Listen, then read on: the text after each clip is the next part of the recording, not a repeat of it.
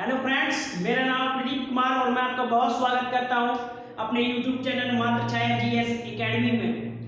Friends, हम बात करेंगे इस क्लास में एक छोटे जो हमने कॉन्स्टिट्यूशन के बात करें आर्टिकलों की बात की थी, तो हमने भाग 1 और भाग 2 ये कंप्लीट कर लिया है। जिस भाग में पहले में थी संघ के बारे में बताया था और दूसरे भाग में हमारी नागरिकता के बारे में बताया था।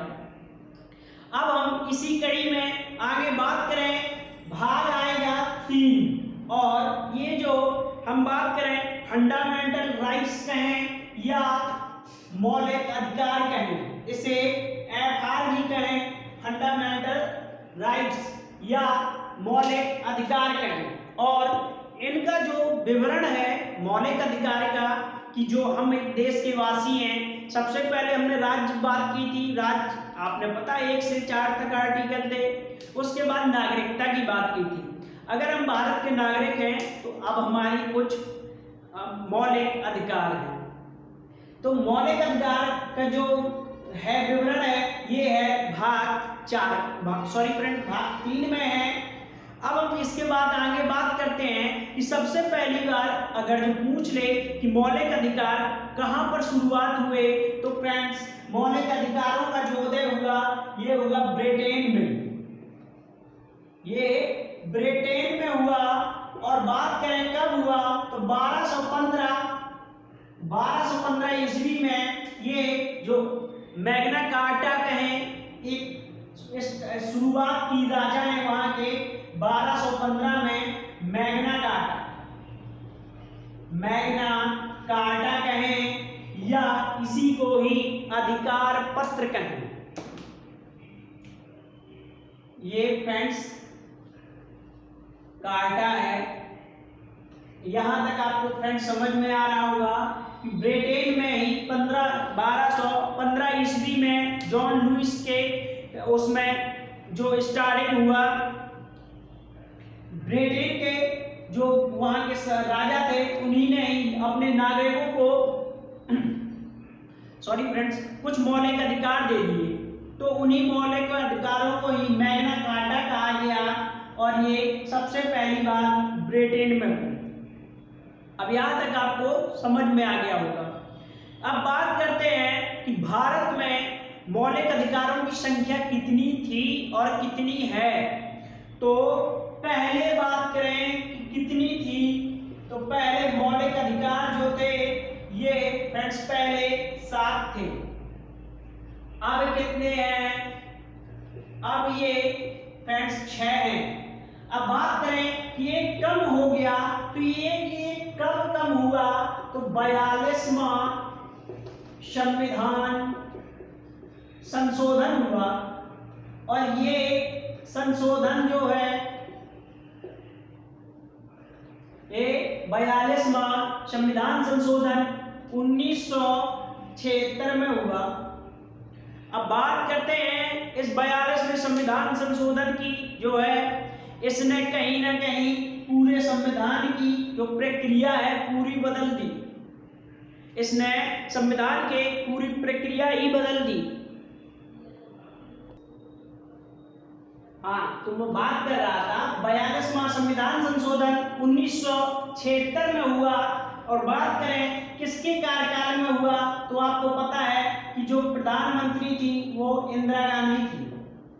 इनके कार्यकाल में ये 42वां संविधान संशोधन हुआ और इसी को ही भारत का मिनी कॉन्स्टिट्यूशन या कहें छोटा सा संविधान भी कहा जाता है, क्योंकि इन्होंने बहुत सारे परिवर्तन किए। जब बात करेंगे संविधान संशोधन की तो डिटेल से बात करेंगे इसका जो कहां परिवर्तन हुआ।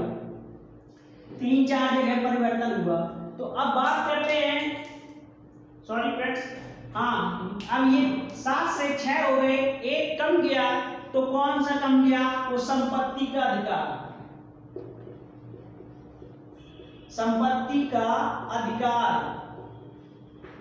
अब बात करें ये कहां पर है, तो ये आर्टिकल 300A में है। आर्टिकल 300A में है संपत्ति का अधिकार।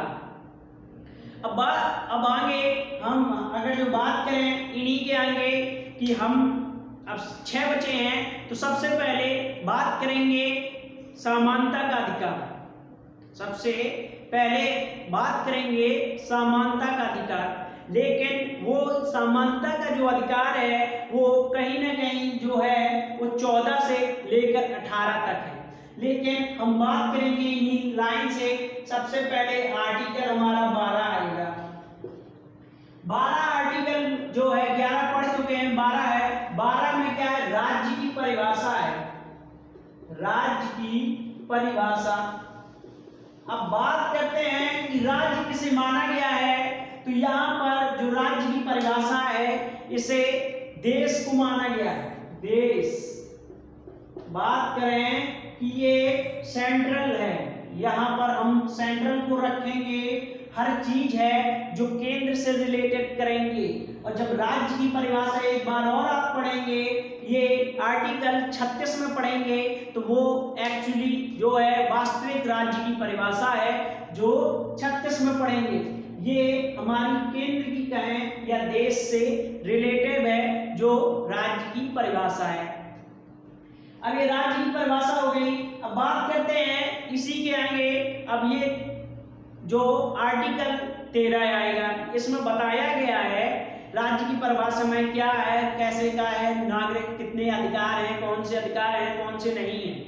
तो अभी 13 ये 12 हो गया। अब 13 में क्या कहें? मूल अधिकारों को बताया गया है। 13 में मूल अधिकारों का जो है इसमें उल्लेख किया गया है कि ये किनको मिलेंगे और कौन कौन से होंगे, ये कैसे मिलेंगे। इस संसद द्वारा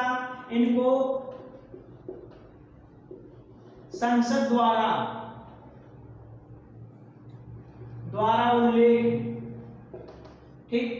अब ये आगे। अब बात करते हैं, हमने 6 की बात की थी, तो हम सबसे पहले 1 की बात करेंगे। अब 1 की जो बात करेंगे यहीं से जो है समानता का अधिकार, समानता का अधिकार। अब समानता का जो अधिकार है ये हमारा पहला है, पहला जो मौलिक अधिकार है ये समानता का अधिकार। और ये कहां से कहां तक गया है? तो ये गया है 14 से लेकर 18 तक गया है। आर्टिकल 14 से लेकर 18 तक गया है और इसमें ही समानता का अधिकार बताया गया। अब पहले सबसे पहले बात करेंगे, 13 हो गया, अब 14 की बात करेंगे। 14 की बात करेंगे तो 14 जो हमारा कह रहा है, ये कह रहा है विधि की जो समानता है।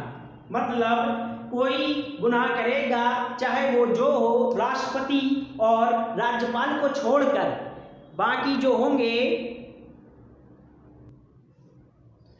तो बात कर रहे थे कि आर्टिकल ये पहला जो अधिकार है ये से कहा जाता है समानता का अधिकार, जो आर्टिकल 14 से लेकर 18 तक है।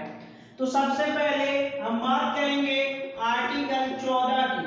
अब आर्टिकल 14 में जो बताया गया है वो बताया गया है कि विधि के समक्ष समानता। अब विधि के समक्ष समानता है जो आर्टिकल 14 में बताया गया है। तो अब इसके बाद आगे बात करें कि अब इसके 15 है। 15 में जो है लिंग जाति में भेदभाव नहीं। और ये यहां से बात करें आरक्षण की स्टार्टिंग हो गई और ये आर्टिकल 16 है। अब आर्टिकल 16 में जो बात है यहाँ पर लिंग जाति वंश से लेकर बात करेंगे, जो भेदभाव ना होगा। आरक्षण में ऊपर कह रहे हैं कि लिंग जाति और जन्म के आधार पर भेदभाव ना होगा, आरक्षण के लिए समान होगा। इसमें 15 बात की गई है। और अगर जो 16 में बात करें तो इसमें कह रहा है लोक नियोजन में सामान्य अवसर की बात करता है। लोक नियोजन में सामान्य अवसर या अवसर, लोक नियोजन में अवसर मतलब कोई भी हो, अगर जो गवर्नमेंट की वैकेंसी आई है तो उसमें फॉर्म अप्लाई कर सकते हैं और अगर जो आप उसके योग्य हैं तो आपको नौकरी मिलेगी। ये है लोक नियोजन का समानता। एक बहुत ज्यादा पूछा जाता है, ये पूछा जाता है 17। अब 17 की बात करें कि ये इतना ज्यादा फेमस है कि ये कहीं ना कहीं एग्जाम में आपको मिल ही जाएगा।